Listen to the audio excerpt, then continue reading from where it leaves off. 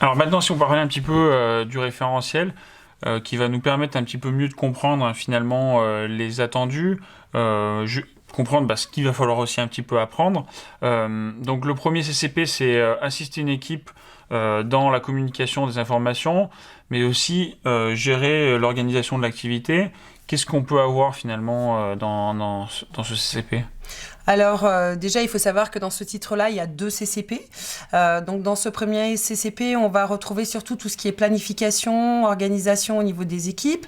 On va aussi retrouver tout ce qui est compte-rendu ou synthèse auprès des personnes ou des responsables qui vont nous le demander.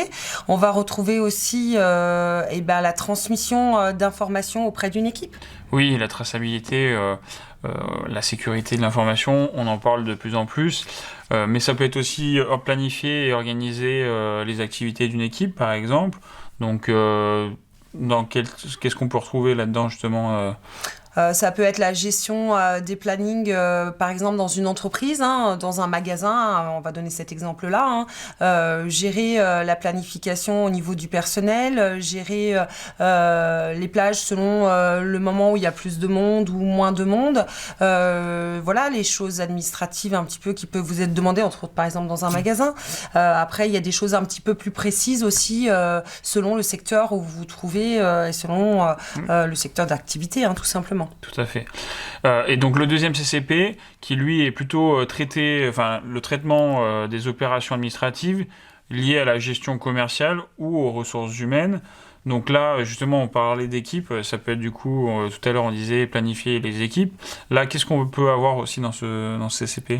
Alors là, on va surtout assurer le suivi courant, par exemple, du personnel, donc tout ce qui va être dossier au niveau du personnel, mais pas que, aussi au niveau de l'entreprise. On va aussi faire une traçabilité et assurer le suivi des rentrées et des sorties. Par exemple, dans un magasin, on va toujours reprendre le même exemple, au niveau de ce qui va rentrer et sortir de l'achat, des ventes, au niveau des fournisseurs, par exemple. Ça peut être ça.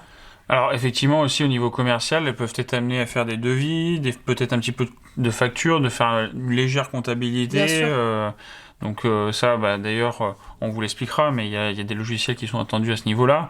Donc effectivement, ça peut être aussi c'est la gestion aussi des tableaux de bord, de suivi, comme on le disait, assurer tout l'administratif de l'entreprise, puisque finalement, on l'a vu, si on est dans une petite structure, ça reste quand même un métier qui peut être très polyvalent. Oui, tout à fait. Ce que je propose, c'est qu'on parle justement un petit peu du programme pour voir ce qu'on va avoir là-dedans, et on va essayer de décortiquer un petit peu tout ça.